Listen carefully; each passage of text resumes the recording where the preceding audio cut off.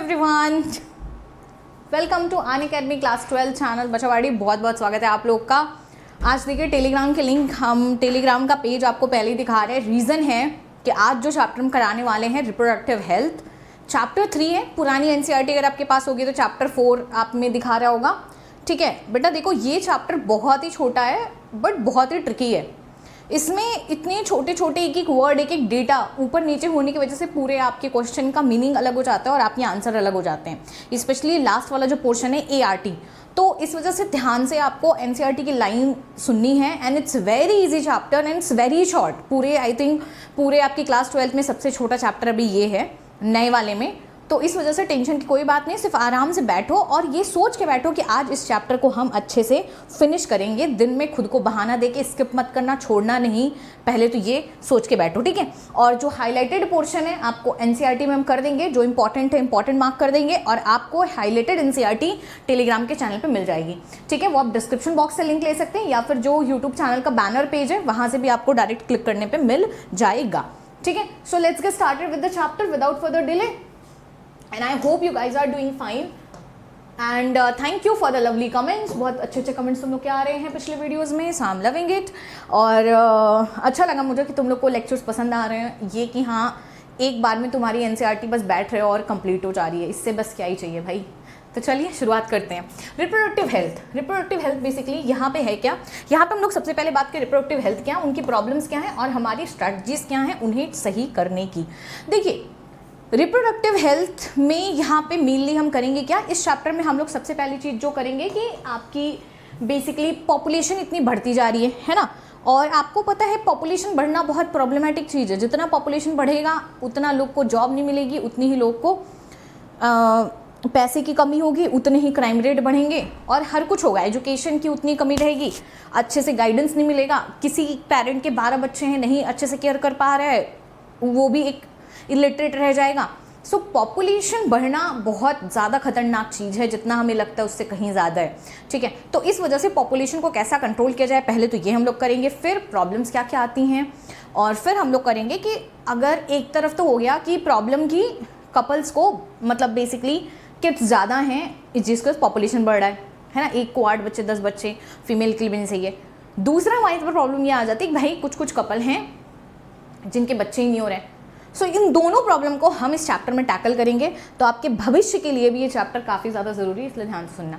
चलिए सबसे पहले तो बहुत ही देखो, starting paragraph is very boring and same thing they have repeated again and again, God knows why. So starting के पैराग्राफ में आपको उतना कुछ खास नहीं मिलेगा, बट चलिए करना तो पड़ा है। हमें बोला गया कि आपने ह्यूमन रिप्रोडक्टिव सिस्टम के बारे में आप पढ़ चुके हो चैप्टर 2 में, और अभी हम लोग डिस्कस करेंगे कि रिप्रोडक्टिव हेल्थ क्या है। वो आपको क्या लगता है कि रिप्रोडक्टिव हेल्थ, इस टर्म की मीनिंग क्या है, ये तुमसे सवाल पूछ रहा है। What do you understand by this term. तो सबसे पहला ये टर्म जो है सिंपली ये बोल रहा है कि देखो इस टर्म का रिप्रोडक्टिव हेल्थ का मतलब लोग बहुत गलत निकाल लेते हैं, बट यहाँ पे बोला कि इस टर्म का सिंपल सा मतलब है कि आपकी जो है हेल्दी रिप्रोडक्टिव ऑर्गन हो, ठीक है, हेल्दी रिप्रोडक्टिव ऑर्गन हो और जिसके नॉर्मल फंक्शन हो। एक तो सिंपल मीनिंग आपकी ये हो गई कि रिप्रोडक्टिवली हेल्दी का मतलब है कि तुम्हारी जो भी रिप्रोडक्टिव ऑर्गन है वो आपकी हेल्दी है और प्रॉपर्ली फंक्शन कर रही है। But it's not only limited to that, okay, please keep this in mind. NCERT यहाँ पे डिस्ट्रैक्ट कर रही है, यही आपको बोला गया है कि however it's broader, it has a broader prospect and includes that emotional and social aspects of reproduction also, you know, it will not say अगर कोई इंसान है, ठीक है, अब वो उसकी ऑर्गन वर्क कर रही है और प्रॉपरली वो आपका रिप्रोडक्टिवली हेल्दी, उसे बोल देंगे, नहीं बोलेंगे भाई, ठीक है। क्योंकि अगर हम बात करें एक रेपिस्ट की, ठीक है, एकदम डायरेक्ट टॉपिक पे आते हैं, so they also have the proper reproductive organ working, are they healthy, no they are not. So NCERT clearly says कि it's a very broader term, how emotionally, how socially you are mature about that. Okay, so वही चीज़ यहाँ पे बोली गई कि देखो emotional और social aspects, और ये तो एक तो हो गया ये एस्पेक्ट। दूसरा कि how you are feeling about yourself, how you are approaching other person, ठीक है, उसकी हाइजीन क्या है, how you are cleaning your organs, ठीक है। तो ये हर चीज़ें मतलब कि आपकी रिप्रोडक्टिव हेल्थ में आती है। रिप्रोडक्टिव हेल्थ में ये भी आती है कि आपको पता हो कि कोई अगर फीमेल प्रेग्नेंट है तो उसका ख्याल कैसे रखना है, या उसे क्या क्या चीज़ें खानी चाहिए, या बेबी का अगर बर्थ हो रहा है तो बेसिकली बच्चों को, न्यू बॉर्न बेबीज को कैसे टैकल करना चाहिए, it everything includes in like healthy. And ये हमारे RCH प्रोग्राम के अंदर ही हमारी चीज़ें आती हैं, reproductive health and child health care, उसके अंदर हम लोग को आती हैं। तो रिप्रोडक्टिवली हेल्दी होने का मतलब सिर्फ ये नहीं है कि हाँ भाई ऑर्गन होना, एक तो एक सिंपल पॉइंट अगर हम देख लें तो वो हो गया, लेकिन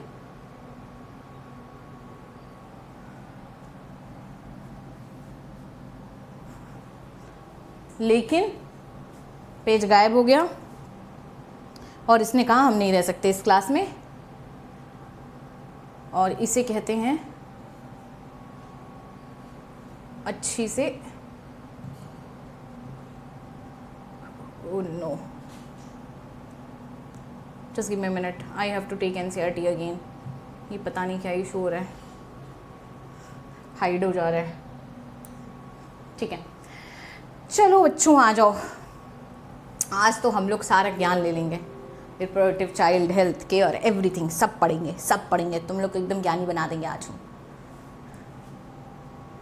ओके, सो यहाँ पर तक हम लोग कर चुके थे कि इसका एक सिंपल मीनिंग हो गई आपकी रिप्रोडक्टिव चाइल्ड हेल्थ केयर की, सॉरी रिप्रोडक्टिव हेल्थ की, कि हाँ आपका एक ऑर्गन प्रॉपरली फंक्शन करना। दूसरा इसका ब्रॉडर टर्म हो गया इमोशनल सोशल एस्पेक्ट को भी कंसिडर करना। अब देखो यहाँ पे बहुत अच्छी चीज़ बोली है, this is very important.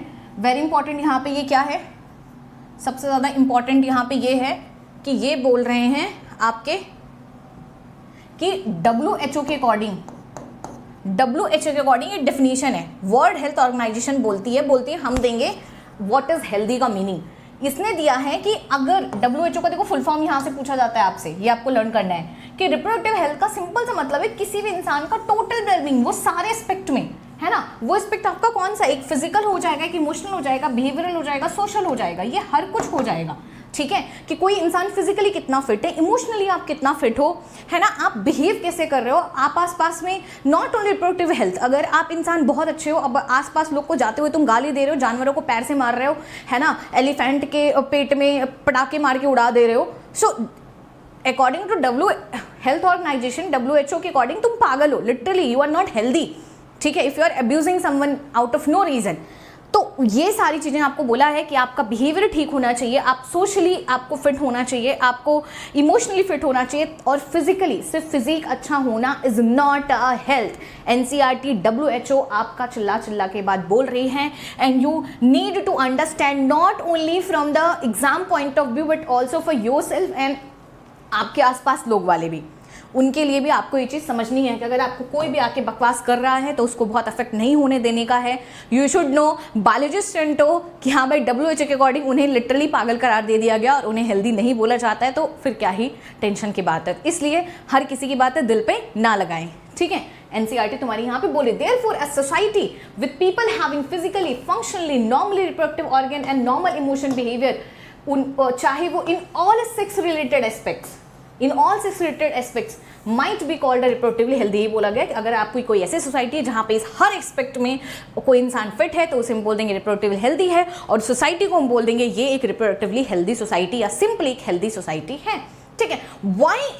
Why is it significant to the maintain reproductive health and what are the matters? आपको अब एक सवाल पूछा जा रहा है कि भाई जरूरत क्या है, what is the point of maintain? नहीं है हेल्दी, है ना, क्या पॉइंट है, क्यों, क्या ही हो जाएगा अगर हमने नहीं मेंटेन किया हेल्थ। हो जाएगा, बहुत कुछ हो जाएगा, और बहुत कुछ होता हुआ अभी तो आप बड़े हो गए, देख चुके हो, ठीक है। और कुछ एस्पेक्ट्स हमारे NCERT यहाँ पे कवर करने वाली है कि रिप्रोडक्टिव हेल्थ से रिलेटेड प्रॉब्लम्स क्या हैं और हम कैसे उन्हें सही करने की कोशिश कर रहे हैं, और आप देखोगे कि हम कितने कामयाब हो रहे हैं, वो तो आप अभी इस चैप्टर में ही देख लोगे। रिप्रोडक्टिव हेल्थ यहाँ पे देखो, सबसे पहली प्रॉब्लम आपको बोला गया है कि इंडिया वो फर्स्ट कंट्री थी, that is the very important line. India वो पहली कंट्री थी जिसने आपका क्या किया कि वर्ल्ड में इस एक्शन प्लान को इनिशिएट किया नेशनल लेवल पे कि हमको आपका क्या करना है, आपका रिप्रोडक्टिवली हेल्दी हमें सोसाइटी बननी है। इंडिया ने इस चीज़ को इनिशिएट किया, वेरी गुड, ठीक है, will clap for you. Interestingly India की जो स्ट्रैटेजीज हैं उसे अदर कंट्रीज ने बहुत सालों बाद शुरू किया, and they have attend reproductively healthy society and we lack it. हमारे दिन प्रतिदिन और ख़राब हुई हैं। स्टार्ट हमने सबसे पहले किया, हम बोलते हैं ना, मतलब एक बहुत परफेक्ट एग्जाम्पल है कि रूल्स होना ही काफ़ी नहीं है if you don't follow it. It's like same आपके लिए, अगर आपको पता है कि कैसे पढ़ना है, आपको पता है मैम ने 50 बार बोला NCERT पढ़ना है, ठीक है, आपको पता है कि बैकलॉग नहीं होने देना है, खतरनाक है, फिर भी अगर आप वो काम नहीं कर रहे हो तो डिसएडवांटेज तो झेलोगे ही ना।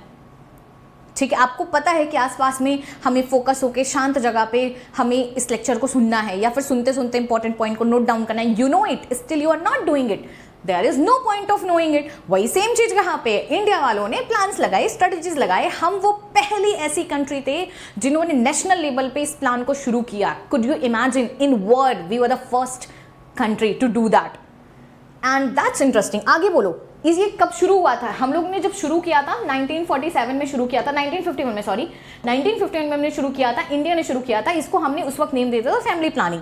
ठीक है, फिर हमने इसको देखा, मतलब बार बार हम इसको देखते गए, समझते गए कि अच्छा क्या क्या चेंजेस हैं जो लाने की ज़रूरत है, हमने पीरियडिकली इसको एसेस किया है ना, और उसके बाद हमने इसको इम्प्रूव करने की कोशिश की।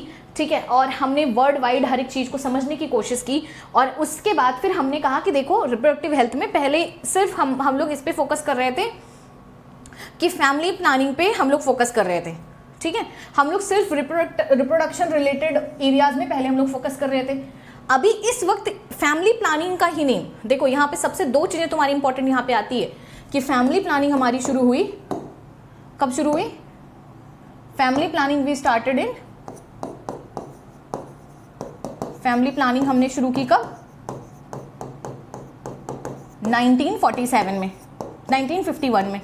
ठीक है, हमारी India was the first country. फिर हमने क्या किया, इसी को एक्सेस करके इसी का नेम हमने चेंज कर दिया, इसी का नेम हमने RCH कर दिया।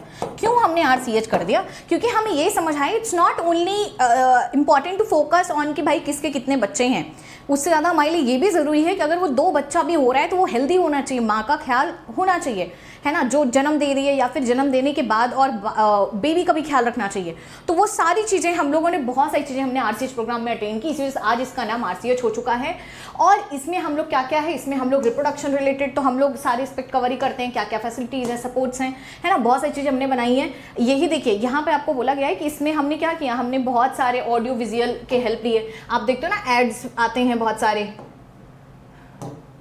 क्या बोलते हैं, कितने सारे ऑडियो, बेसिकली रेडियो वगैरह पे ऐड आते हैं, टीवी वगैरह पे ऐड आते हैं, न्यूज़पेपर में आते हैं, वॉल पे प्रिंट होते हैं, हमारे दो वो पेंसिल पे लगे हुए होते हैं ना प्राइमरी स्कूल के पीछे, तो वो होते हैं। और गवर्नमेंटल और नॉन गवर्नमेंटल बहुत सारी एजेंसीज, आपके जो ग्राम पंचायत वगैरह हैं, हर जगह पे इसके बारे में एजेंसीज आपकी लग रही हैं, सबके सब अवेयरनेस क्रिएट कर रहे हैं, है ना। और जो पेरेंट्स हैं और जो क्लोज रिलेटिव हैं और टीचर हैं, फ्रेंड्स हैं, उनका भी बहुत बड़ा रोल इसमें हो जाता है इन चीज़ों को कन्वे करने में, जो कि I think this is the where we are lacking. Parents और टीचर्स उतना ओपनली बात नहीं कर रहे हैं, जिस एज पे बच्चों को जो जानकारी मिलनी चाहिए वो मिलती नहीं है। बायो वाले तो भी देखो 11th में you know it.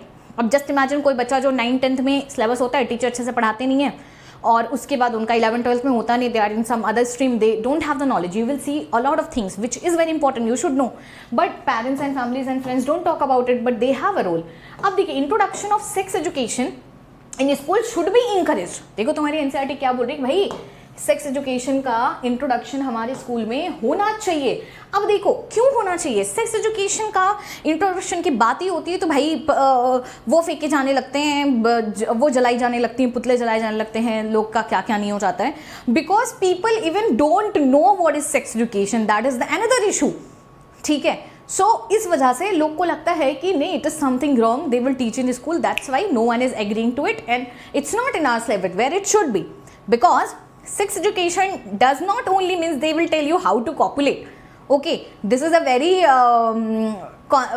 misconceptual thing. ठीक है, सेक्स एस्पेक्ट का आपका मतलब यहाँ पे होता क्या है कि यहाँ पे आपको एक इंफॉर्मेशन दी जाएगी जो कि बेसिकली बच्चों को ये बताया जाएगा, चिल्ड्रन फ्रॉम बिहेविंग, जैसे कि मिथ्स में आप भरोसा नहीं करो। बहुत सारे लोग को ऐसा मिथ होता है, कैसे कैसे मिथ होते हैं हमारे, whenever every time I teach, हमारी क्लास में जब भी हम बच्चों से इंटरेक्ट करते हैं, वो मुझे बहुत सारे ऐसी ऐसी चीज़ें बताते हैं कि आज भी उनके स्कूल में, उनके घरों में माना जा रहा है, जैसे बहुत सारे घरों में माना जाता है कि during periods time you should not see someone, you should be like in a close door. अगर आपको ब्लीडिंग हो रही है तो आप रहो, आप किसी लड़के के घर सामने आ गए तो you will be pregnant just by seeing that. So this is like another huge thing. ठीक है, तो ये एक सारी चीज़ें हैं। और आपके पास क्या है, having misconception about sex related aspect. और एक इंटरेस्टिंग चीज़ है, अभी तुम लोग को पता है, अभी not, it has not been a very, बहुत ज़्यादा दिन नहीं हुआ, रिसेंटली हम आपको बात बता रहे हैं। ठीक है, there was a period stain on, एक लड़की के बेड पे, एक शीट पे उसके पीरियड्स के स्टेन की वजह से ब्लड था. सो उसके ब्रदर ने उसको लिटरली मार डाला, like he killed her because what he thought कि क्या है क्या नहीं है, मतलब उसको कुछ तो अलग लगा. और ये अभी आई थिंक साल भर भी नहीं हुआ है. So this is the one thing which I think will be covered in sex education. तो ये इतने अलग अलग लेवल पे लोग के मिथ्स होते हैं जो कि लोग को पता नहीं होता है. तो वही बोला गया है कि आपको मिथ्स पे मतलब डिस्करेज किया जाएगा. हैविंग मिसकॉन्सेप्शन जो भी है सेक्स रिलेटेड एस्पेक्ट्स को, प्रॉपर इन्फॉर्मेशन आपको दी जाएगी रिप्रोडक्टिव ऑर्गन के बारे में, आपको अपनी बॉडी के बारे में, एडोलसेंस के बारे में, उससे रिलेटेड चेंजेस में. इसके बारे में देखो बहुत सारी बॉयज़ को प्रॉब्लम होने लगती है, I am not getting beard, मेरे को मुस्टैच नहीं आ रहा है, लोग उसको कुछ भी बोल रहे हैं, वो बच्चा शर्मा रहा है. कितनी अपनी बॉडी क्या बोलते हैं हमें होने लगता है, क्योंकि एडोलसेंस में यू चेंज अ लॉट. आपके ब्रेस्ट का साइज लार्ज होता है, हिप्स बढ़ते हैं, बियर्ड्स आते हैं, मुस्टैच आते हैं तो इशू, नहीं आते हैं तो इशू.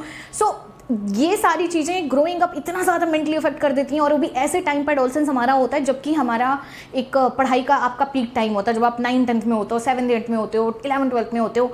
तो या तो आप सही डायरेक्शन में चल जाओगे या तो आप गलत डायरेक्शन में चल जाओगे. आप खुद के बारे में आप बुरा फील करने लगते हो, तो आप अंडर कॉन्फिडेंस ज़िंदगी भर के लिए हो जाते हो. उसे ओवरकम करना बहुत मुश्किल नहीं होता है, बहुत मुश्किल होता है. तो ये सारी चीज़ें. और हाइजीन, सेक्सुअल प्रैक्टिसेस कैसे आपको हाइजीनिक रखनी है, ठीक है.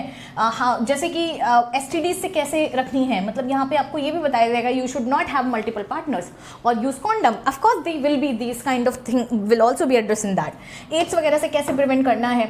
तो स्पेशली एडोलसेंस एज एक ऐसी होती है, आपको पता है एज सबसे ज़्यादा इन्हीं एडोलसेंस एज में, इन्हीं के 20 से 25, 18 से इन्हीं लोग को होता है सबसे ज़्यादा age. Adolescence age group of lead to reproductive healthy life. अगर उनको पता है तो ठीक है. देखो एक बहुत छोटी सी, I think there is one thing in India people need to understand कि इंफॉर्मेशन तो ना देने से ऐसा नहीं है कि बच्चे उसे जानना नहीं चाहेंगे. It's how they are inbuilt. They would want to know about themselves. वो अपनी बारे में, अपने बॉडी के बारे में, अपने चेंजेस के बारे में, सोसाइटी के बारे में वो जानना चाहेंगे. बस अलग फ़र्क यही होगा कि अगर उन्हें सही जगह से जानकारी नहीं दी जाएगी तो वो गलत जगह से सीखेंगे, गूगल से सीखेंगे, आधी चीज़ें गलत. फ्रेंड से पूछेंगे, उस फ्रेंड से जिसको ज्ञान कुछ नहीं है, ज्ञान सबसे ज़्यादा देगा. तो ये सारी एक बहुत बड़ी इशू हो जाती हैं. That is I think where but teachers को और पेरेंट्स को ये चीज़ समझने की बहुत ज़्यादा ज़रूरत है, ठीक है. मतलब हम खुद बहुत अच्छे स्कूल में पढ़े हैं, one of the best school of my city, ठीक है. एंड फिर भी मुझे याद है कि 8th क्लास में मेरे टीचर ने चैप्टर स्किप कर दिया था, human reproduction. 11th-12th teacher he was very good, my tuition teacher. तो सोचो 7th 8th 9th 10th में हम लोग का 8th में था, स्टार्टिंग में जब चैप्टर आया था, ही वॉज लाइक पढ़ लेना ऐसे करके हटा दिया, ठीक है. जिसके साथ ही मुझे कमेंट सेक्शन में बताना तुम लोगों ने कब पढ़ा रिप्रोडक्शन. तो ये नहीं होना चाहिए, ये गलत है, आई विल से दैट. तो वो है, चलिए ठीक है, कोई बात नहीं है. तो ये बोला गया स्पेशली उनको एजुकेट करना चाहिए कि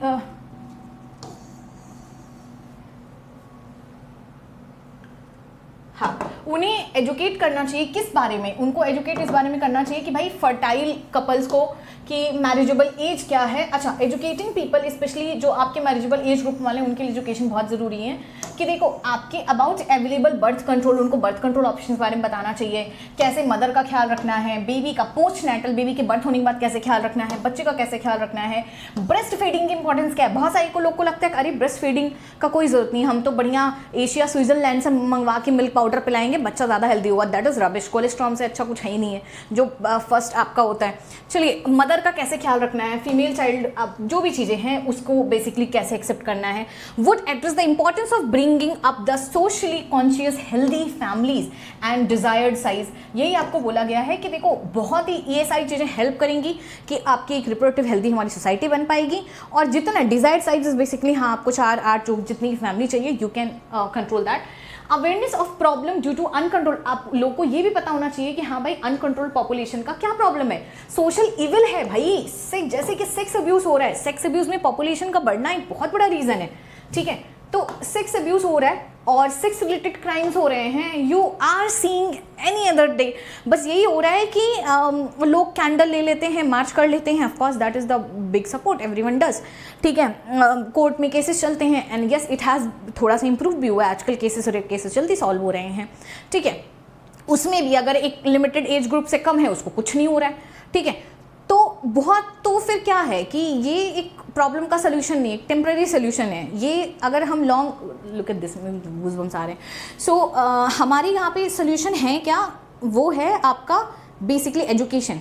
When people will know about it, जब जो भी इंसान है ना, उसे समझ होगी, उसे एजुकेशन होगा, how is it and how it should not be, how bad it is, तो शायद ये रुकेगा। अदरवाइज कुछ नहीं, ऐसे केसेस आएंगे और कुछ तो रजिस्टर्ड नहीं होंगे, कुछ होंगे, बहुत बहुत कम केसेस रजिस्टर्ड होते हैं सेक्स रिलेटेड क्राइम्स में, एंड यू नो दैट, ठीक है। तो ये एक चीज़ आपका है, need to be created to enable people to think up necessary steps to prevent them and thereby build up a social responsible and healthy society. Definitely we need that. So that is why देखो NCERT is convincing कि भाई parents और teachers और society मान जाओ, sex education is important, ठीक है, and the moment it will be applied in any school, लोग स्कूल चलाना शुरू कर देंगे। That is the one thing जो कि हो रहा है। खैर इट इज़ चेंजिंग, अभी आजकल चैप्टर्स वगैरह ये सारी चीज़ें आपके में आ रही है, बट हाँ प्रॉपर ऐसा करिकुलम नहीं आया है। देखो, successful implementation of various action plan to attain the reproductively acquire,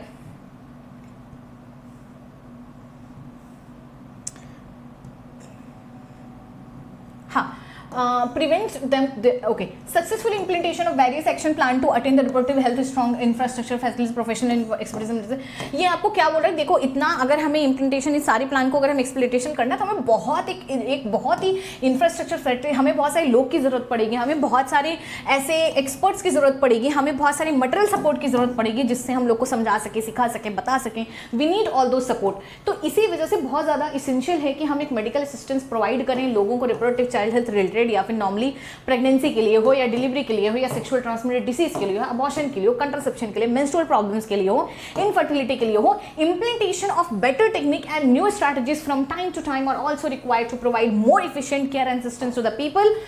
यही आपको क्या बोला गया कि देखो इन सारी चीज़ों को हमें अप्लाई भी करना है और हमें टाइम टू टाइम इन्हें चेंज भी करना रहना है। हमें अपनी मेडिकल फैसिलिटीज़ को बढ़ाना है, हॉस्पिटल्स को बढ़ाना है, मटेरियल्स को बढ़ाना है, नॉलेज को बढ़ाना है, everything we have to increase. यही आपको बोला गया है कि देखिए, statutory ban on amniocentesis for sex determination to legally check increase menace of female foeticide, ये बहुत अच्छी चीज़ है। Massive child immunisation ATC, that is a very good thing. ये आपको क्या बोला गया, देखो हमने कुछ सारे चेंजेस हमने किए हैं, जैसे कि आज आपका क्या हुआ है, बैन लग चुका है। किस चीज़ पे बैन लग गया है, आपका बैन लग गया है एमनियोसेंटेसिस पे। व्हाट इज एमनियोसेंटेसिस, इससे क्या करते थे बेसिकली, अगर मान लो ये बच्चा है, बच्चे के आसपास एक एमनियोटिक फ्लूइड होता है, ठीक है, उस एमनियोटिक फ्लूइड को इंजेक्शन से निकाल के उससे हम लोग कैरियोटाइप निकाल देते हैं, तो वहाँ पे हमें क्रोमोसोम पता चल जाता है। तो उससे दो चीज़ें पता चलती हैं, एक हमें पता चलती है बेबी के पास कोई सेक्स डिसऑर्डर है कि नहीं, और दूसरा हमें पता चलता है कि जो है आपका बेबी का जेंडर क्या है, मेल या फीमेल। तो उसके लिए हम लोग क्या करते हैं, वही बोला गया कि हम लोगों ने भी इसको पार्शियली बैन किया। देखो complete amniocentesis is not ban, chromosomal disorder भी चेक किया जा सकता है, ठीक है। इसको बैक करने की वजह से हमारे पास क्या हो, फीमेल, पहले पता क्या होता था, लोग चेक करते थे, अच्छा लड़की होने वाली है, डॉक्टर को बोल के अबॉर्शन करा देते थे, फीमेल फर्टिसाइड, भ्रूण हत्या, जो कि बहुत ज़्यादा थी, तो विच वॉज बैड। और बहुत सारा अभी हमारे पास एक और चीज़ हमने की है, बहुत सारे अभी देखते हो आजकल वैक्सीन लगता है टीबी का, पोलियो का बच्चे को, तो वो सारी चीज़ें ऑफकोर्स बहुत सारा इंप्रूव हुआ। आर सम प्रोग्राम्स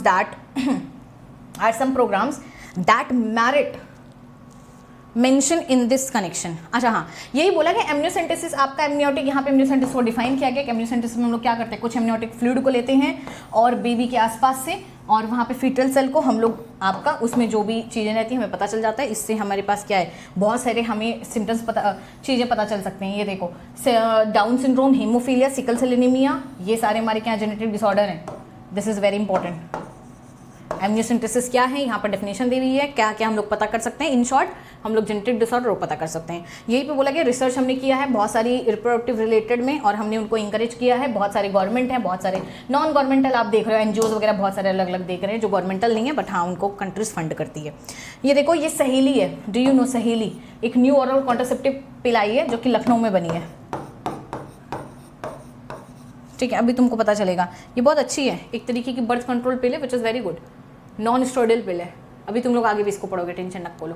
ये देखो, ये यहाँ पे सेंट्रल ड्रग रिसर्च इंस्टीट्यूट, ये बहुत आस्क्ड क्वेश्चन है, ये CDRI का फुल फॉर्म, ये कहाँ पे लोकेटेड है, ठीक है। यही आपको बोला गया है कि अभी हमें देखिए बार बार इसी चीज़ को रिपीट किया गया है। रिपीट क्या किया गया, रिपीट यही किया गया है कि देखिए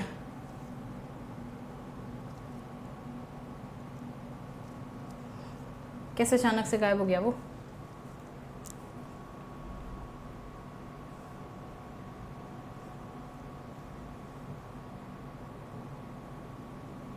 अच्छा, ये तो देखिए यहाँ पे क्या बोल रहे हैं, यहाँ पे ये बोल रहे हैं कि हमारे जो हैं बेटर अवेयरनेस हमें सेक्स रिलेटेड मैटर्स में चाहिए, इंक्रीज करेगा। वही सेम चीज़ को रिपीट किया गया कि हमारी फैमिलीज बढ़ेंगी, सेक्स रिलेटेड एस्पेक्ट्स बढ़ेंगे, इनको मतलब ओवरऑल तुमने इस चीज़ को समझ चुके हो।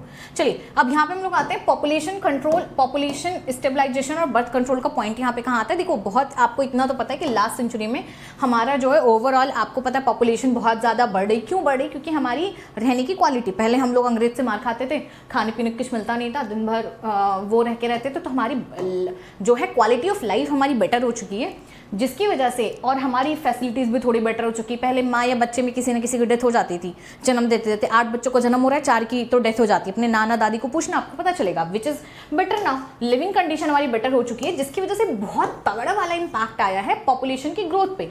वर्ल्ड की अगर हम पॉपुलेशन देखो तो 2 बिलियन थी आपकी जो है 1900 में, और 6 बिलियन हुई 2000 में आके, और 7.2 हो गई 2011 में। ये वर्ल्ड पॉपुलेशन है। अब अपना देख लो, सिमिलर ट्रेंड हमारे इंडिया में तो भाई मस्ती देखा गया है। यहाँ पे आपका देखा गया 350 मिलियन था हमारा जब हम लोग इंडिपेंडेंस के 1947 के आसपास में, फिर हम लोग 2000 के अंदर अंदर be reach two billion, close to billion, ठीक है। और उसके बाद हम लोग इसको क्रॉस कर चुके। 2011 का डेटा दिया है 1.2 बिलियन इन 2011 इन मई, ठीक है। वैसे आपको पता है अब हम लोग चाइना का क्रॉस कर चुके, we are at the top, India we are at the top, ठीक है। अब हमसे आगे कोई है ही नहीं इस चीज़ में। तो हमें हमारे यहाँ पर पॉपुलेशन तो कितना मस्त हुई है, ये तो तुम जान ही रहे हो, ठीक है। अभी देखो यहाँ पे आपका क्या है, यहाँ पे आपको बोला गया, उसके कुछ कुछ रीज़न बताए गए हैं। रीज़न ये बताए गए हैं कि देखो यहाँ पे आपका रीज़न है कि क्यों हमारी पॉपुलेशन बढ़ रही है। सबसे पहला चीज़ तो हमारा ये है कि भाई हमारा बेटर लिविंग कंडीशन हो चुका है, ठीक है। दूसरा, हमारी MMR मैटरनल मोर्टेलिटी रेट घट गई है, मतलब कि जन्म देते देते माँ की डेथ नहीं हो रही है, और जन्म होते ही बच्चे की डेथ नहीं हो रही है, इन्फेंट मोर्टेलिटी रेट घट चुकी है। और जिसकी वजह से आपका क्या है, जिसकी वजह से आपका क्या है, कुछ तो है। और ये किसका फ़ोन है, रुक जाओ बच्चों।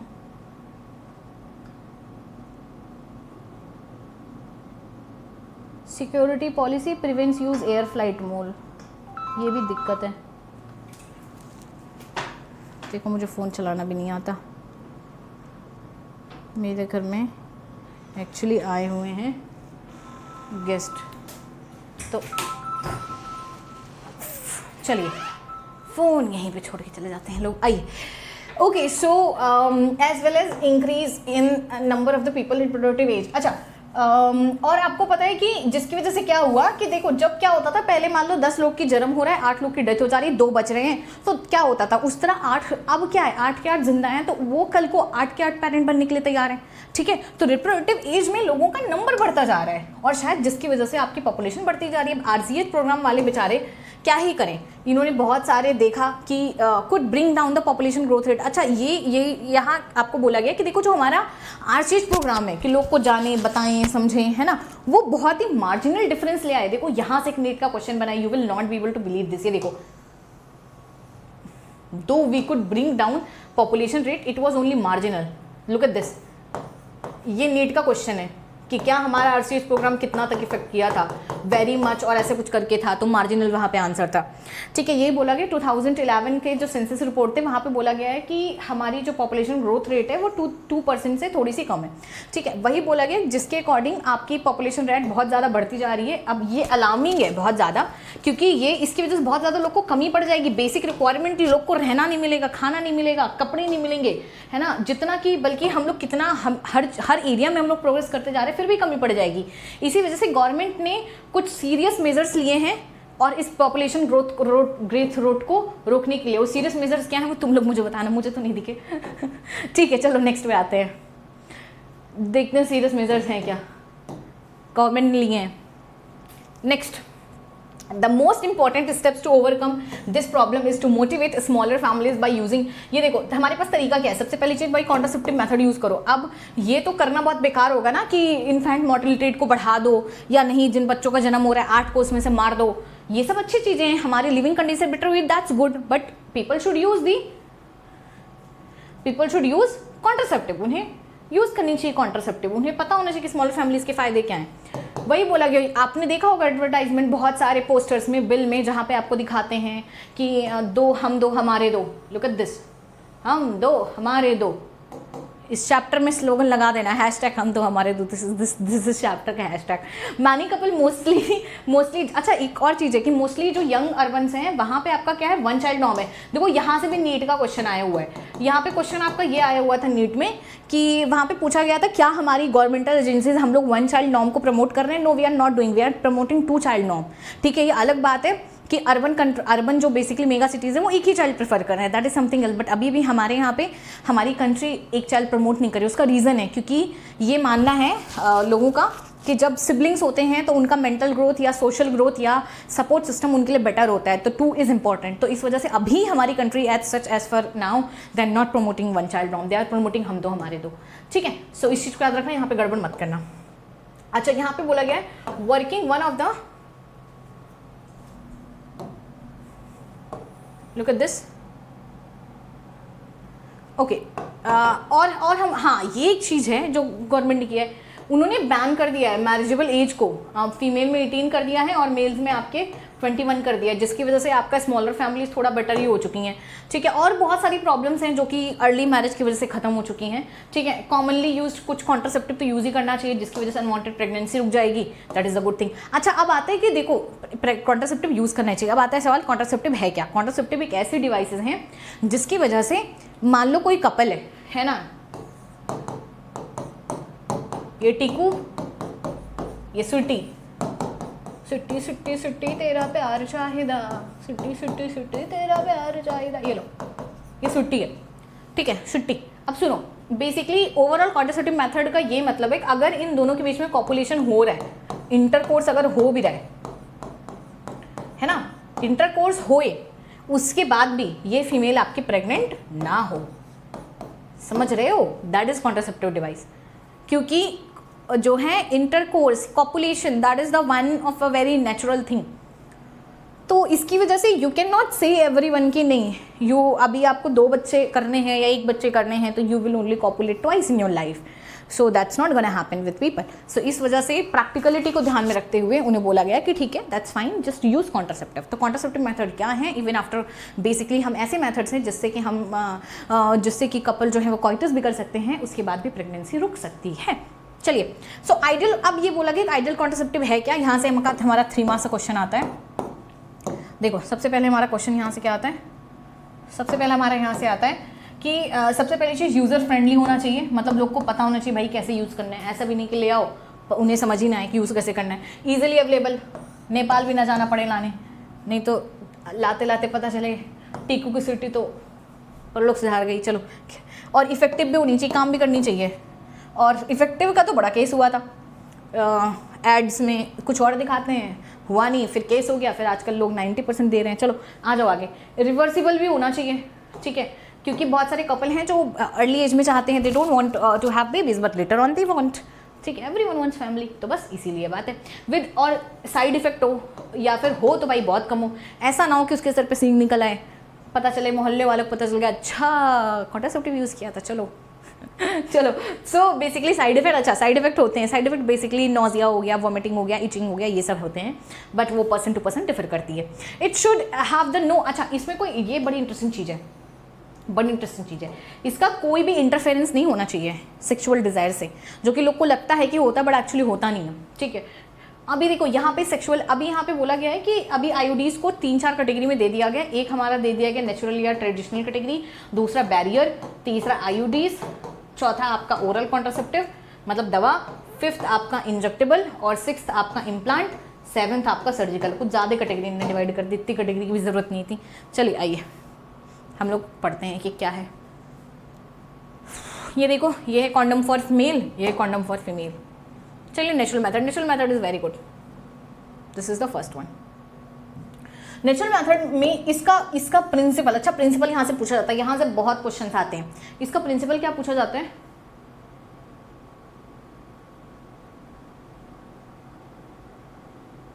हाँ, इसका मेथड क्या पूछा जाता है, इसका प्रिंसिपल बहुत सिंपल सा है। बट बेसिकली नेचुरल का मतलब ये है कि यहाँ पे दिमाग लगाना है, ठीक है। यहाँ पे you don't have to use कोई दवा या कोई इंजेक्शन या कुछ नहीं, सिर्फ दिमाग नेचुरली।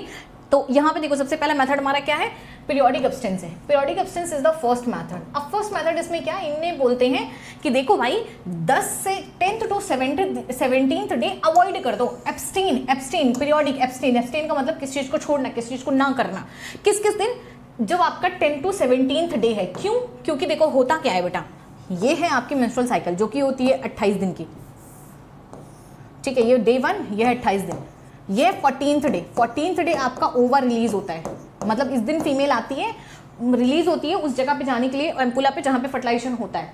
तो होता है कि भाई 2-4 दिन पहले छोड़ दो और 2-3 दिन बाद में छोड़ दो, क्योंकि ये होता है फर्टाइल पीरियड।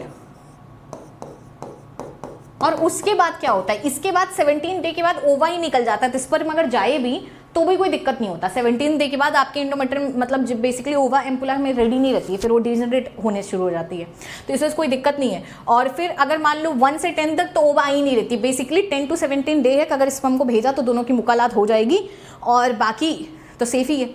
तो हमारा पीरियोडिक एब्सटेंस में बस यही होता है। यहाँ पे फर्टिलाइजेशन के चांसेस आपके 10 to 17 में बहुत ही हाई होते हैं, इसको फर्टाइल पीरियड बोला जाता है। इस वजह से इसमें क्वाइटस को अब्सटेन करना होता है। अब आ जाते हैं सेकंड मेथड, जिसको हम बोलते हैं विड्रॉल या क्वाइटस। विड्रॉल या क्वाइटस मेथड क्या है, ये ऐसा मेथड है जहाँ पे कि मेल पार्टनर जो है पेनिस को विड्रॉ कर लेते हैं वेजाइना से इजाकुलेशन के पहले ही, इंसेमिनेशन को अवॉइड करने के लिए। That is another very important thing. देखो अगर ये फीमेल की वेजाइना है, ठीक है, अब देखो यहाँ पे पेनिस इंसर्टेड है, अब कॉपुलेशन की एक्टिविटी हो रही है, लेकिन क्या है कि इजाकुलेशन में ही आपका सीमेन रिलीज होता है जिसके अंदर स्पर्म होता है। बट इजाकुलेशन के जस्ट पहले आप विड्रॉ कर लो, आपका काम हो जाएगा, which is a very luck by chance factor, ठीक है। थोड़ा भी रिलीज हुआ तो गया, तो इसकी वजह से ये भी सेफ नहीं है, ठीक है।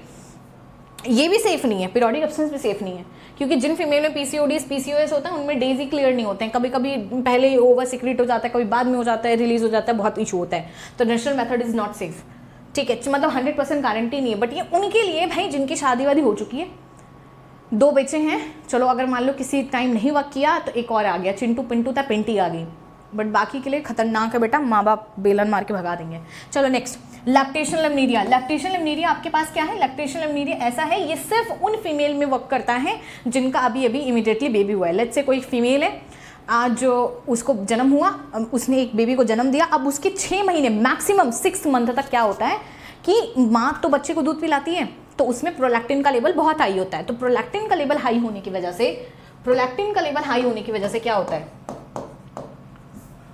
यहाँ पे क्या होता है, प्रोलैक्टिन का लेवल हाई होता है, और प्रोलैक्टिन का लेवल हाई होने की वजह से बेटा क्या होता है, एफएसएच या एलएच लो होता है, बेसिकली जीएनआरएच। जब ये लो है तो आपका कोई ओवुलेशन होता ही नहीं है। जब कोई ओवुलेशन हो ही नहीं रहा है तो बेसिकली मेंस्ट्रुअल साइकिल स्टॉप रहती है इस टाइम पे, ठीक है।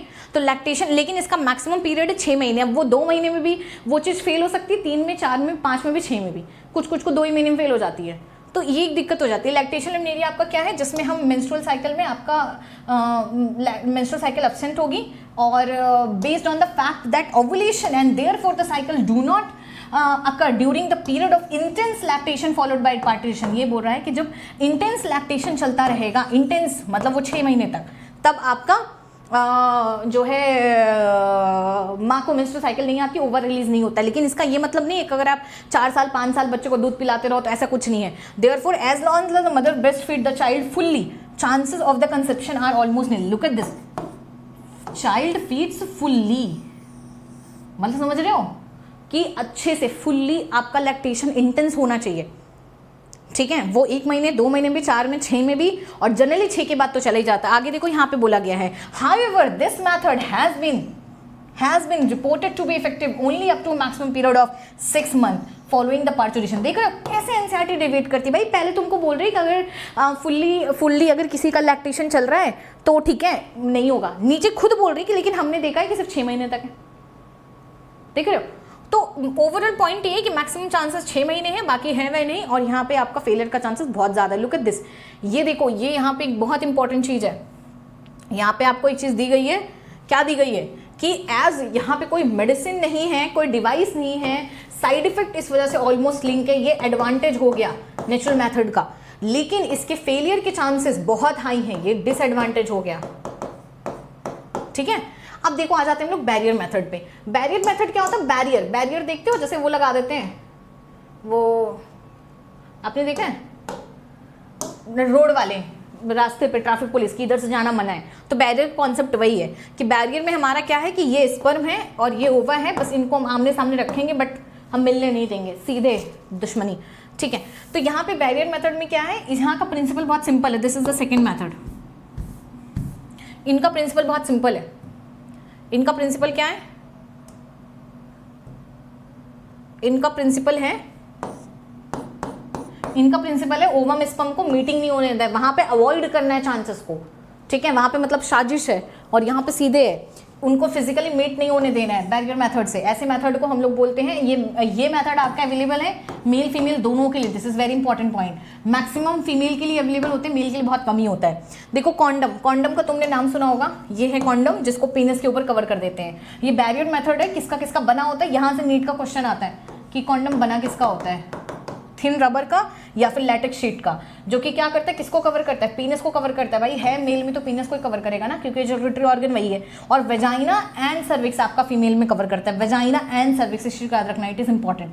ये क्या होता है, क्वाइटस के जस्ट पहले लगाया जाता है, और आपका जिससे कि इजाकुलेशन सीमेन ना एंटर करे फीमेल की रिप्रोडक्टिव ट्रैक में। ठीक है, दिस इज लेट्स इमेजिन ये पीनस है, पीनस को इसी के ऊपर कवर कर देगा। तो अगर आपका इजाकुलेशन हो भी रहा है तो उसी कॉन्डम के अंदर हो रहा है, then person can throw it. ठीक है, कॉन्डम आपका क्या होता है, यूज एंड थ्रो होता है, वन टाइम यूज करो फेंको। ठीक है, और बट एक बड़ी अच्छी चीज़ होती है, एक बहुत अच्छी चीज़ है कि अच्छा यहाँ पे देखो एक इंटरेस्टिंग चीज़ दी है, this could prevent conception. Conception का मतलब होता है प्रेगनेंसी, कंट्रासेप्शन का मतलब होता है प्रेगनेंसी को रोकना, कंसेप्शन का मतलब होता है प्रेग्नेंट होना, तो ये प्रेग्नेंट होने से रोक सकती है। निरोध एक पॉपुलर ब्रांड है, ये भी आपका नीट का क्वेश्चन आया हुआ है कि कौन सा बैंड है। ठीक है, कॉन्डम। अच्छा ये देखो, कॉन्डम यूज की वजह से एक बहुत ही अच्छी चीज एडिशनल बेनिफिट हुई है कि इसकी वजह से ना आपकी STIs रुकती हैं, जैसे कि AIDS. It is very important. Female नहीं रोक, फीमेल वाले क्या होते हैं, फीमेल कॉन्डम आपके डिस्पोजेबल होते हैं और वो सेल्फ इंसर्टेड सारे ही होते हैं। ठीक है, जिसकी वजह से इसका एडवांटेज क्या हो जाता है, इसमें आपको प्राइवेसी है, किसी डॉक्टर के पास नहीं जाना है, खरीदो और यूज़ करो। ठीक है, देखो फीमेल वाले कॉन्ट्रासेप्टिव्स जनरली आपके क्या होते हैं, रीयूजेबल होते हैं और STI से नहीं प्रिवेंट करते हैं। ठीक है, मेल वाले प्रिवेंट करते हैं। डायफ्राम हो गए, सर्विकल कैप हो गए, बॉल्स हो गए, ये बैरियर मेथड है, ये फीमेल कॉन्डम का एग्जांपल है। ठीक है, ये भी सेल्फ इंसर्टेड होते हैं सर्विक्स को क्वाइटस के पहले, और ये आपकी क्या करते हैं, कुछ नहीं, स्पर्म की एंट्री को ब्लॉक कर देते हैं, और ये भी रीयूजेबल। देखिए फीमेल वाले रीयूजेबल होते हैं, मेल वाले यूज एंड थ्रो होते हैं। अच्छा इसी में क्या करते हैं, मान लो ये let's say this is the diaphragmatic stage का पैकेट। ठीक है, इसी के आसपास ना स्पर्मिसाइडल क्रीम और जेलीज लगा लेते हैं। ये देखो बहुत इंपॉर्टेंट है, जिसकी वजह से क्या होता है, अगर मान लो गलती से स्पर्म घुस भी गया, ठीक है, तो फिर क्या करते हैं कि वो उसको वहीं पे किल कर देती हैं। ये देखो, along with their barriers to increase the contraceptive efficiency. ठीक है, जेलीज फोम क्रीम, मतलब ये समझो ट्रैफिक पुलिस देखते हो क्या होता है, बैरियर लगा के रखते हैं। ठीक है, लेकिन फिर भी ट्रैफिक पुलिस वहाँ पे खड़ा रहता है, भाई अगर तुम जबरदस्ती घुसने की कोशिश करो, हाथ पैर तोड़ के चालान काट के दौड़ा देंगे। तो वही सेम चीज़ यहाँ पे होता है कि फीमेल कॉन्ट्रासेप्टिव्स में फीमेल क्या करती हैं, अपने जो भी कॉन्डम्स होते हैं, डायफ्राम वॉल्स, उसके आसपास में क्या करती हैं, जेलीज या फोम या कुछ भी यूज़ करके साथ में यूज़ करती हैं। अच्छा यहाँ से एक सवाल आता है, क्या मेल फीमेल दोनों का यूज़ करना ज़रूरी है? नहीं, कोई भी एक पार्टनर यूज़ करेगा तो भी चलेगा, दोनों यूज़ कर लिए गुड फॉर सेफ्टी, बट एक भी यूज़ कर लेगा विट वर्क। ठीक है, डबल, और तो इन सारी चीज़ों को यहाँ पे ख्याल रखना। चलिए नेक्स्ट, कंट्रासेप्टिव एफिशिएंसी बढ़ जाती है। अब यहाँ पे देखो दूसरा मेथड हमारा आ जाता है, third method is intra uterine devices. Intra मतलब विद इन, यूट्राइन मतलब यूट्रस के अंदर। इस डिवाइसेस को डॉक्टर्स और एक्सपर्ट की जरूरत पड़ती है। ये देख रहे हो, ये यहाँ पे डिसएडवांटेज हो गया बैरियर के कंपैरिजन में। ठीक है, और लेकिन यहाँ पे क्या होता है, किसके अंदर, यूट्रस के अंदर डाला जाता है वजाइना के हेल्प से। ठीक है, क्योंकि वजाइना के बाद ही यूट्रस है ना। अब देखो यहाँ पे आपको वो लगे, इंट्रा यूट्राइन डिवाइसेस में यहाँ पे हमारे पास 3 आ जाते हैं। सबसे पहले हमारे पास आ जाता है नॉन मेडिकेटेड, जिसका एग्जाम्पल है लिप्स लूप। इसके example it's very very important, ये पूरा ही इंपॉर्टेंट है, सबसे ज़्यादा आपका आईओडी से क्वेश्चन आता है इधर में। अब देखो दूसरा हमारे पास क्या है, कॉपर रिलीजिंग, जो कि हमारा आ जाता है आपका copper T, copper 7 multi load, ये देखना है यहाँ पे कॉपर टी 7 मल्टी लोड, याद रखना टी वाले में लोड है और 375 का लोड है, ठीक है। हार्मोन रिलीजिंग में हमारे पास देखो first method is non medicated, second method is copper releasing and third method is hormone releasing. Hormone releasing में हमारे पास प्रोजेस्टासर्ट और LNG-20 ये दोनों आ जाएंगे, इस तीनों को याद रखना। अब देखो यहाँ पे आपको बोला गया कैसे आईयूडीज वर्क कैसे करती है। देखो ये है वजाइना, ये यूट्रस, ये यहीं पे लगा देते हैं यूट्रस के अंदर ही, ये देख रहे हो, ये देखो ये ऐसे इसमें ऐसे थ्रेड लगे होते हैं, इसकी वजह से उसको पोजीशन पे रखने पे।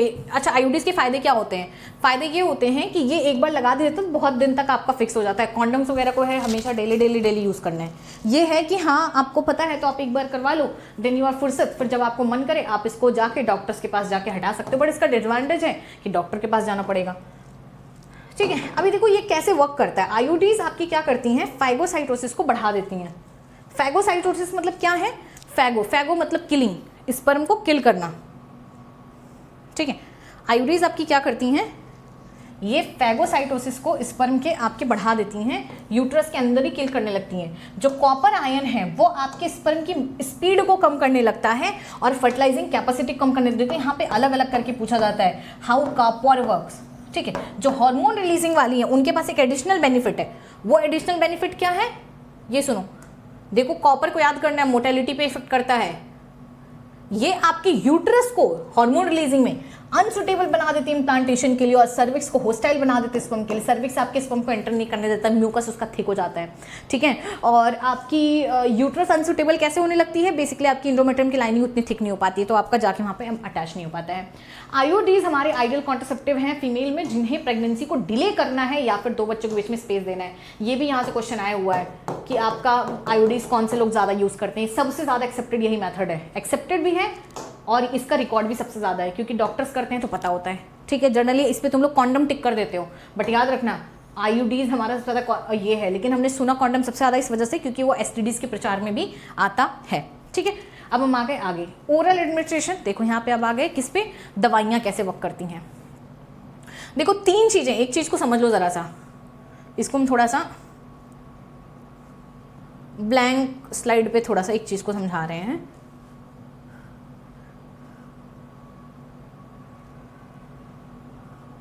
ठीक है, देखो 3 चीज़ें होती हैं। एक होता है आपका ओरल,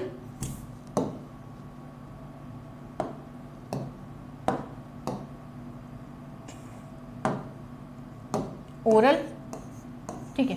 एक होता है इंजेक्टेबल, एक होता है आपका इम्प्लांट्स, ठीक है। ओरल्स बेसिकली पिल्स हो गई, इन्हें हमें खाना है ना डेली, मतलब जो भी है। इंजेक्टेबल इंजेक्शन हो गया, स्किन के अंदर इंजेक्शन लेना है। इम्प्लांट क्या हो गया, अंडर स्किन रखना है। देखो होता क्या है, एक्चुअली 2 चीज़ें यूज होती हैं, इसको थोड़ा समझो। एक होता है हमारा प्रोजेस्टेरॉन, ये एक होता है हमारा प्रोजेस्टेरॉन प्लस एस्ट्रोजन का कॉम्बिनेशन।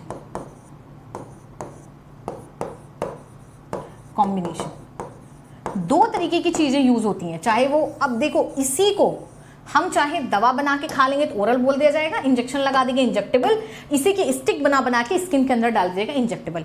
ओरल में क्या है, आपको खाना है, अगर आपने थोड़ा बहुत ऊपर नीचे किया खराब हो जाएगा। इंजेक्टेबल जो इंजेक्शन लगवा लेता है, एक आधा थोड़े दिन के लिए छुट्टी हो जाती है। इम्प्लांट आपकी और ज़्यादा टाइम, बेसिकली सिर्फ लॉन्गिविटी बढ़ा देता है, टेंशन कम कर देता है, बाकी कंटेंट सब में वही होता है। ओरल में हमारी 1-2 एक्स्ट्रा टाइप की दवाइयाँ आ जाती हैं, उसको हम अलग से पढ़ा देंगे, बट मेन जो पिल आती हैं वो यही चीज़ है। अब देखो इसका प्रिंसिपल क्या है, हाउ इट वर्क्स, चाहे जहाँ पे बहुत सिंपल सा काम करता है। ये आपका क्या करता है, बॉडी में आपके प्रोजेस्टेरॉन के लेवल को देता है बढ़ा, ठीक है। अब प्रोजेस्टेरॉन का लेवल अगर बढ़ जा रहा है, एस्ट्रोजन का लेवल अगर बढ़ जा रहा है, तो बॉडी को ऐसा लगता है, अगर तुम्हें मेंस्ट्रुअल साइकिल याद हो, मेंस्ट्रुअल साइकिल हमारा प्रोजेस्टेरॉन का लेवल जो हमारा बढ़ा था वो कब बढ़ा था, वो आपका बढ़ा था बेटा जब हम लोग गए थे ल्यूटियल फेज पे, ठीक है। तो जब भी प्रोजेस्टेरॉन का लेवल हाई होता है, बॉडी को लगता है अच्छा फीमेल प्रेग्नेंट होने वाली, इम्प्लांट होने वाला है, तो बॉडी आपकी क्या करती है, FSH एंड LH को लो करके रखती है। तो जब आपका FSH LH आपका लो रहता है तो ओवुलेशन होता ही नहीं है। तो जब ओवा आपका रिलीज हो ही नहीं रहा है, तो फिर कोई भी स्पर्म चला जाए वहां पे तो आगे खड़ी ही नहीं है, तो आपका फर्टिलाइजेशन नहीं हो रहा है, फर्टिलाइजेशन नहीं हो रहा तो प्रेगनेंसी नहीं हो रही है। समझ आ रही बात? तो इस वजह say that is how they work. तो एक तरीके से बेवकूफ बनाना होता है। तो वही आपका चीज यहाँ पे मेनली हम लोग यूज करेंगे, उसी को चाहे ओरल में, चाहे इंजेक्टेबल में, चाहे इम्प्लांट में, जैसे मर्जी वैसे यूज कर लो। ठीक है, आ जाओ थोड़ा देखते हैं।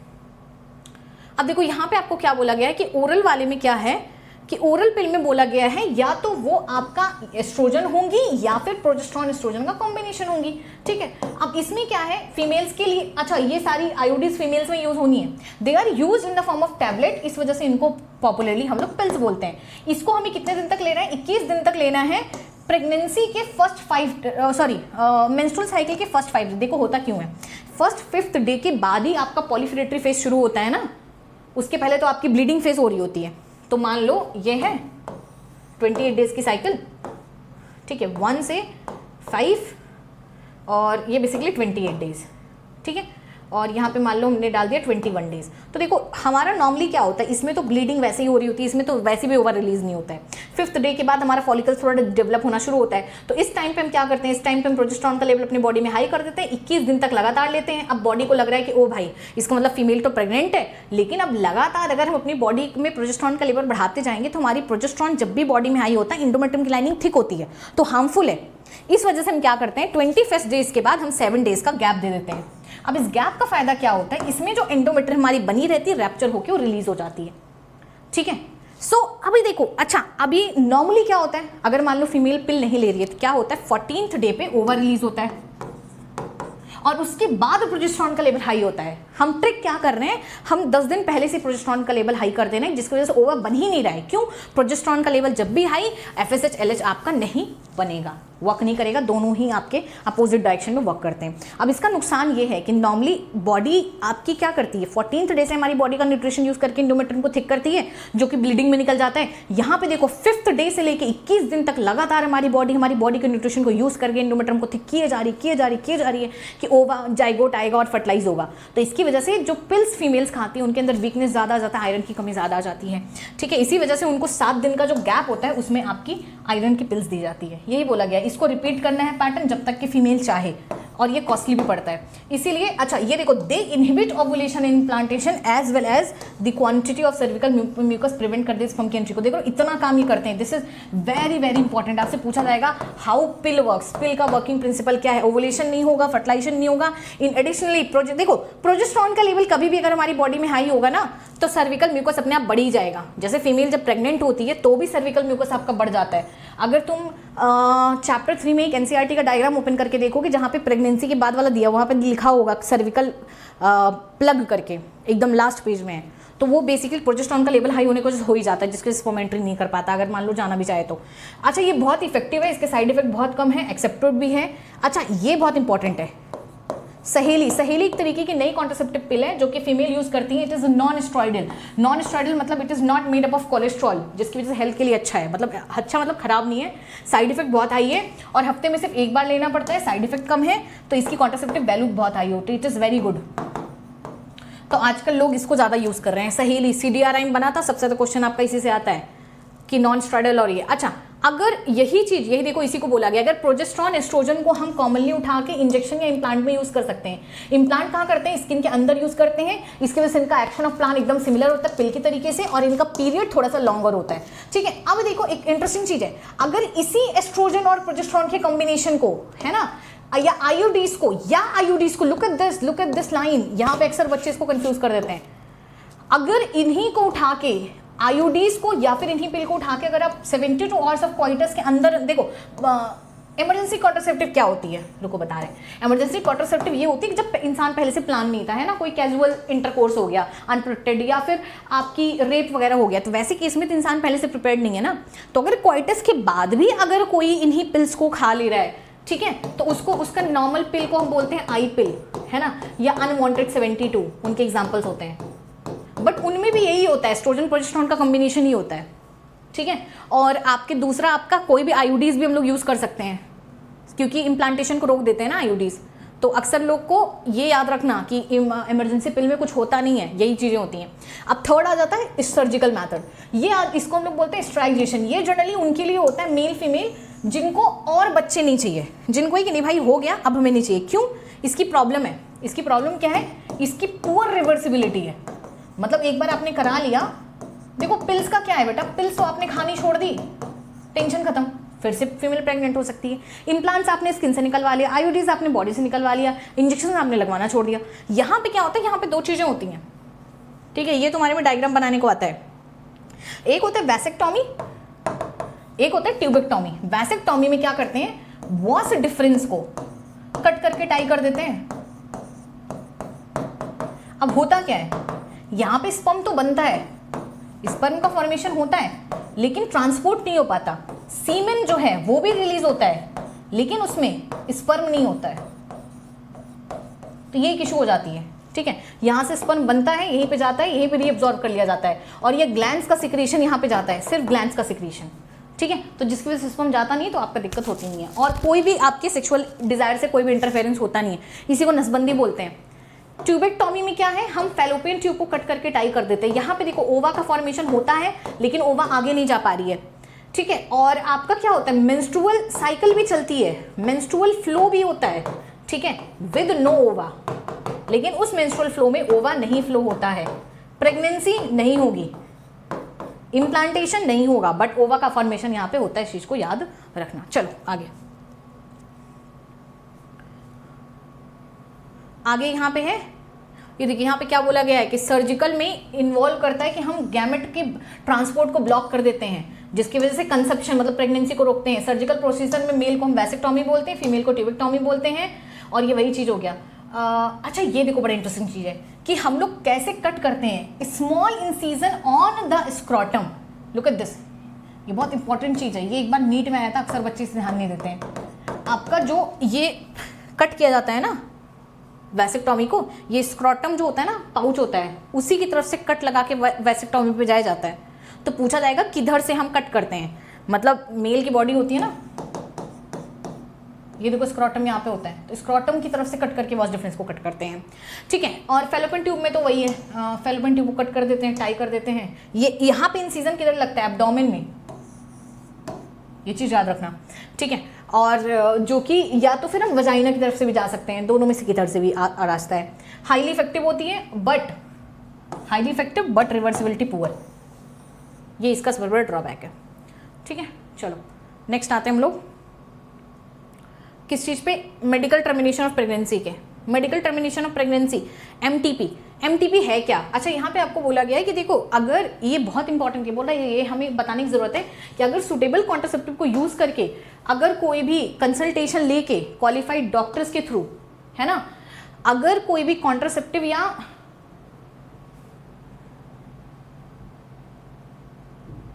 क्या लिखा हुआ है, रुक जाओ, हाँ चलो, it needs to be emphasise that the selection of a suitable contraceptive method और its use always to be, यही आपको बोला कि देखो कौन सा किसको कॉन्ट्रासेप्टिव यूज करना है, वो एक बार डॉक्टर से कंसल्ट करना जरूरी है, या फिर क्वालिफाइड मेडिकल डॉक्टर से। इस चीज़ को ध्यान रखना है कि रेगुलर रिक्वायरमेंट की चीज़ नहीं है रिप्रोडक्टिव हेल्थ को मेंटेन करने के लिए। इसके लिए ज़रूरी है कि हाँ भाई, ये एक यहाँ पे देखो एनसीईआरटी क्लियर कर रही है कि ये नेचुरल चीज़ों के खिलाफ हैं। ठीक है, तो इसकी वजह से इनके ड्रॉबैक भी हैं। देखो यही बोला कि one is force to use these method either to prevent pregnancy और डिले द स्पेस। ये बोला है कि बस हमें मजबूरी है कि हम उतने बच्चों को रखना मुसीबत है, बाकी ये नेचर के खिलाफ तो है, ये आपको पता है, हम ओवा को रोक रहे हैं, ये कर रहे हैं, वो कर रहे हैं। वही बोला गया है कि सिग्निफिकेंस रोक इसका आ जाता है, इस वजह से ज़रूरी है। बाकी यहाँ पे बोला गया है कि इसका दवाइयाँ सब हर किसी का है, नोजिया है, एब्डोमिनल पेन है, ब्रेक थ्रू है ना, ब्लीडिंग्स हैं, इरेगुलर ब्लीडिंग है, ब्रेस्ट कैंसर्स हैं। बाप रे, देख रहे हो, इसे कहते हैं प्रमोट करके फिर से डिमोट कर देना। यहाँ आते आते लोग का ख्याल बदल जाए, नहीं भाई कॉन्ट्रासेप्टिव नहीं यूज़ करना है, बट हर चीज़ के हैं, वो तो आप पैरासीटामोल ले रहे हो उसके भी हैं, दवाइयों के कहाँ किसका काम चला है। अच्छा यहाँ पे देखो, मेडिकल टर्मिनेशन प्रेगनेंसी 2017 में थोड़ा सा अमेंडमेंट किया गया। अच्छा इसको थोड़ा सा करा दें, यहाँ पे फिर आते हैं इस पर। मेडिकल टर्मिनेशन ऑफ प्रेगनेंसी क्या है, चाहते हुए अगर कोई चाहे कि हम अपनी प्रेगनेंसी को टर्मिनेट कर दें, मतलब बच्चे को ना रखें, है ना, तो उसे मेडिकल टर्मिनेशन या एमटीपी बोलते हैं। अभी आपको पता है 40 से 50 मिलियन हर साल हो रही है पूरी दुनिया में, 40 से 50। सोच रहे हो जितनी फीमेल प्रेग्नेंट होती हैं उसमें से हर 5 फीमेल में से हर एक फीमेल आपकी एबॉर्ट करा ले रही है। ठीक है, तो वही बोला गया है कि ये अभी ना लीगलाइज हो चुका है। ये डिबेट, यही बोला गया कि बहुत सारे कंट्रीज़ में इसे डिबेट करना चाहिए कि नहीं करना चाहिए, सबके अलग अलग इमोशनल रिलीजियस इशू इन्वॉल्व है, लेकिन इंडिया की गवर्नमेंट ने 1971 में इसको आपका क्या किया है, लीगलाइज कर दिया है। कुछ स्ट्रिक्ट पॉइंट्स के साथ में कुछ रिस्ट्रिक्शन इन्होंने दिया है, और जो है जिसकी वजह से फीमेल फोर्टिसाइड नहीं होना चाहिए, और बाकी हाई कोर्ट ने इंडिया में इसको लीगलाइज कर दिया है, बोला कि हाँ भाई ठीक है MTP कराना है करा लो, ये भी पॉपुलेशन कम ही करती है। ठीक है, यहाँ पे देखो 2 चीज़ें दी हैं, इसको थोड़ा पढ़ लेना कि MTP आपकी सेफ होती है 3 महीने में, 24 वीक में सेफ नहीं होती, फिर भी कराई जा सकती, लीगल है, लेकिन तभी जब आपको अगर मान लो कोई इशू है बच्चे को या फिर माँ को। ठीक है, और बाकी डॉक्टर का पहले वाले में 1 डॉक्टर की एडवाइस चलेगी, इस वाले केस में 2 डॉक्टर की एडवाइस चलेगी। ठीक है, और फर्स्ट मंथ में तो इवन अगर कोई फीमेल जा रही है और बोल रही कि नहीं मतलब हमें नहीं चाहिए, हम बच्चा नहीं चाहते हैं, तो उसको डॉक्टर्स कर देंगे।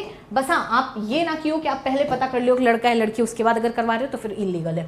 यही बोला गया कि ऑब्वियसली आपको अनवांटेड प्रेगनेंसी से गेट रिड करना है, या फिर कैजुअल अनप्रोटेक्टेड इंटरकोर्स हो गया इस वजह से, या फिर अपने कॉन्ट्रासेप्टिव यूज़ किया फेल हो गए इस वजह से, या फिर रेप की केस में वजह से, आपकी ये आपका इसेंशियल यही बोला गया है कि यहाँ पे प्रेगनेंसी कुड भी, या फिर प्रेगनेंसी कभी कभी बच्चे के लिए हार्मफुल होती है, या माँ के लिए या फिर माँ बच्चे दोनों के लिए।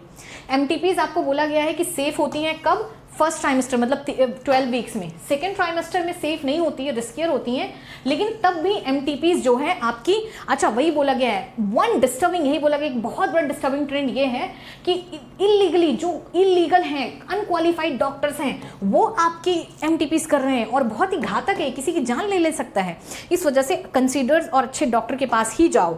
ठीक है, और दूसरा मिसयूज कि अनबॉर्न चाइल्ड का सेक्स पता कर रहे हैं, उसके बाद MTP कर रहे हैं, तो ये दोनों चीज़ें ही गलत हैं, दोनों चीज़ें ही गलत हैं, ये नहीं करना चाहिए। This is wrong, this is the one misuse people are having.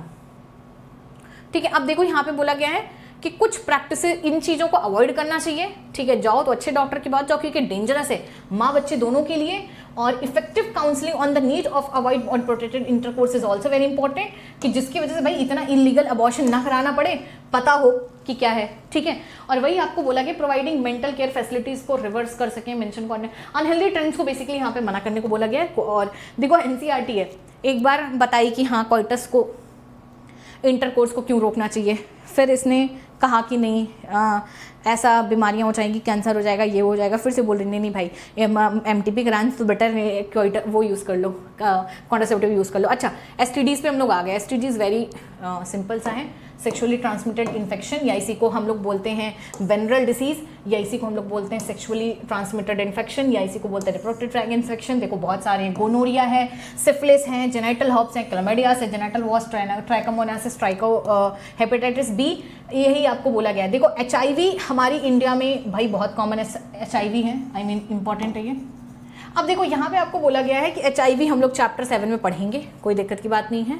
यहाँ पे सिर्फ बहुत STI को ना बहुत शॉर्ट में इन्होंने करके ख़त्म कर दिया है, और हमें बस वही करना है। यहाँ से जो क्वेश्चन आ रहा है हम आपको बता रहे हैं। यहाँ पे बोला गया है कि जैसे हेपेटाइटिस B हो गया, HIV हो गया, इन्हें हम लोग क्या कर सकते हैं, ये निडल वगैरह कोई शेयर कर रहा है, या सर्जिकल, बेसिकली ब्लड या फ्लूइड ट्रांसमिट होने से ट्रांसमिट होते हैं, है ना, या सर्जिकल इंस्ट्रूमेंट वगैरह ट्रांसमिट होने से ये आपके इन्फेक्टेड पर्सन से चले जा सकते हैं, या फिर अगर इन्फेक्टेड पर्सन का आप में ब्लड आ गया है ना, या फिर मदर से फीटस में भी आपका ट्रांसफर हो जाता है, ये प्लेसेंटा को फाड़ के निकल सकते हैं।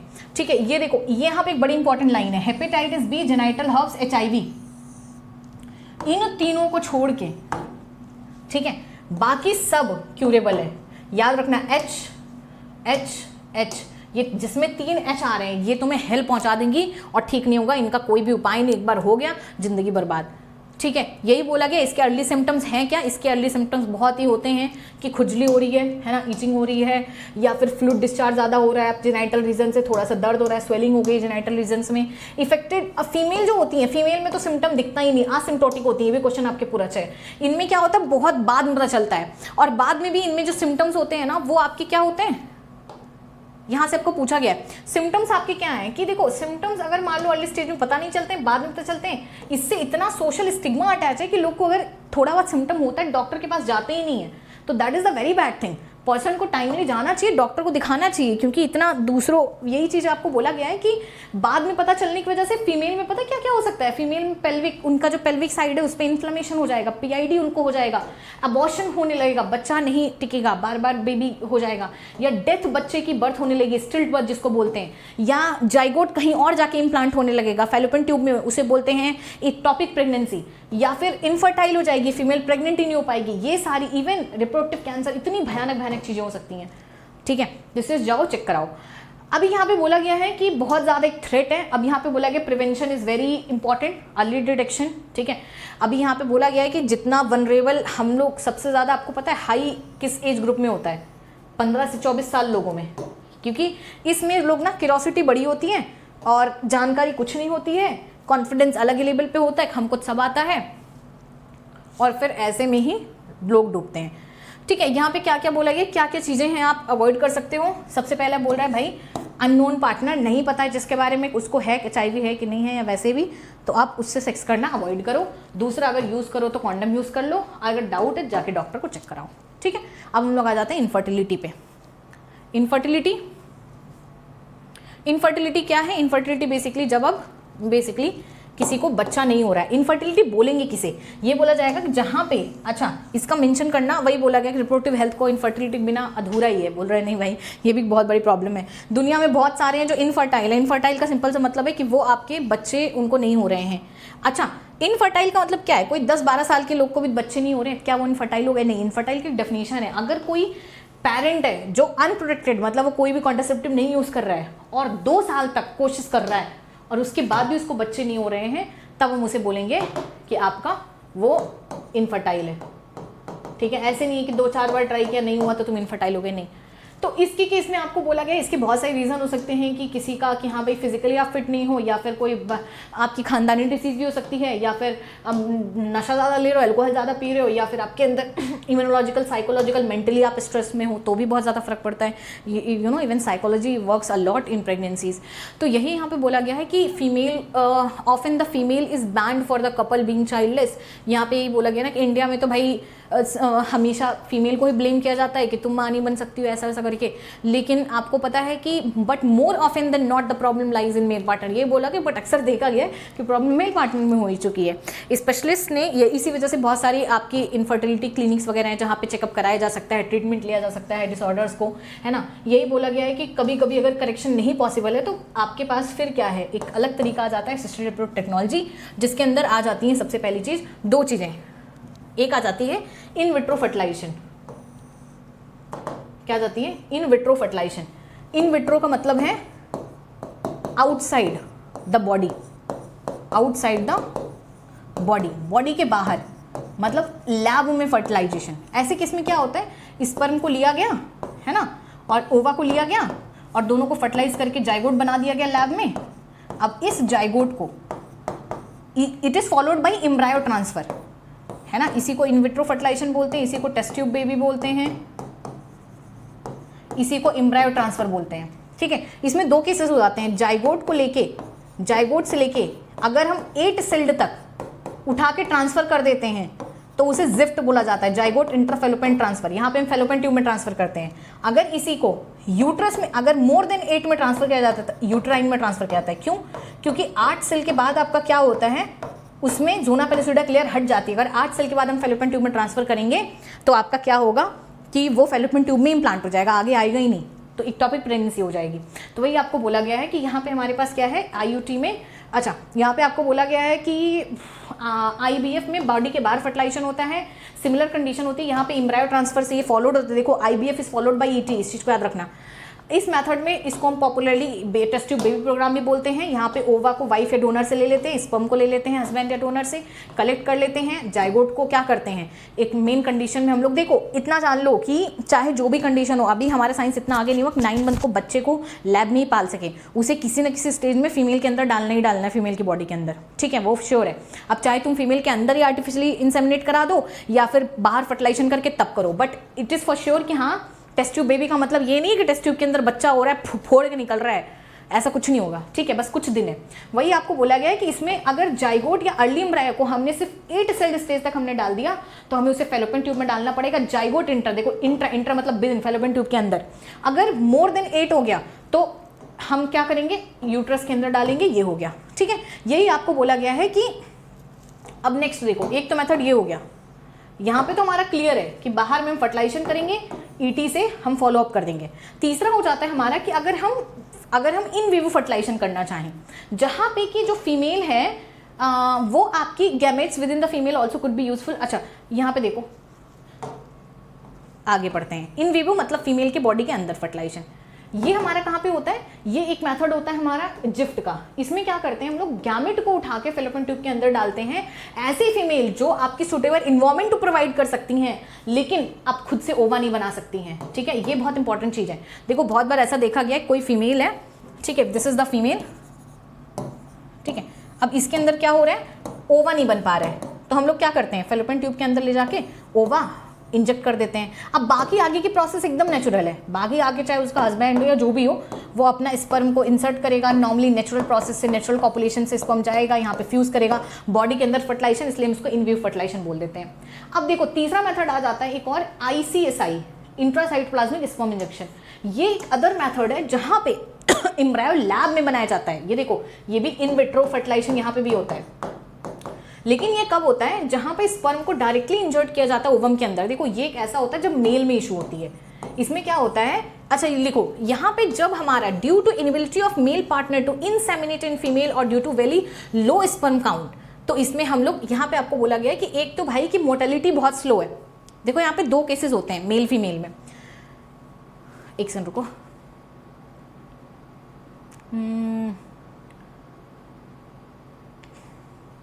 सुनिए।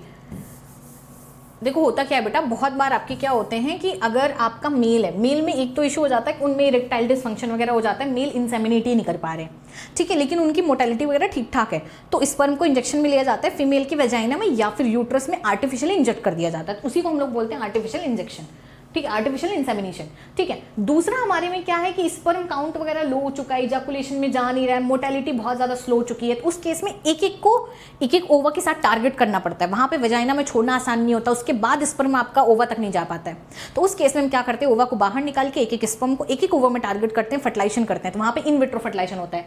आर्टिफिशियल इंसेमिनेशन में इन विवो होता है, बॉडी के अंदर होता है, इस चीज़ को याद रखना। इस टेक्निक में सीमेन को कलेक्ट किया जाएगा हस्बैंड से, हेल्दी डोनर से, या तो वेजाइना में या फिर यूट्रस में, इसमें छोड़ दिया जाता है, ठीक है। ये आपका केस होता है जब आपका, चलो भाई मेल उतना भी हालत उसकी नहीं खराब है। चलिए नेक्स्ट आते हैं। यहाँ पे आपको बोला है बहुत सारी टेक्निक में एक्सट्रीम, बहुत ही प्रिसीजन हैंडलिंग लगती है, ठीक है, बहुत सारे डॉक्टर्स लगते हैं, एक्सपर्ट्स लगते हैं, इसलिए फैसिलिटीज़ आपकी कुछ ही सेंटर में है कंट्री में, इसका प्रॉफिट बहुत ज़्यादा है, लेकिन अफोर्ड भी बहुत कम लोग कर सकते हैं, और बहुत लोग का इमोशनल और अलग फैक्टर भी आ जाता है एडॉप्शन को लेके, ठीक है। लेकिन इतनी प्रोसेस में इतने सारे बच्चे हैं जिनको माँ बाप की ज़रूरत है, और इतने सारे माँ बाप हैं जिनको बच्चे की ज़रूरत है, सो बेटर है कि भाई गोद ले लो बच्चों को, ठीक है, वही बोला गया है। बहुत बेस्ट मेथड है आपका, जो बच्चे पेरेंटहुड के लिए ढूंढ रहे हैं, आप उनको ओवरलुक कर लो। देखो यहाँ पे बस हो गया चैप्टर हमारा खत्म।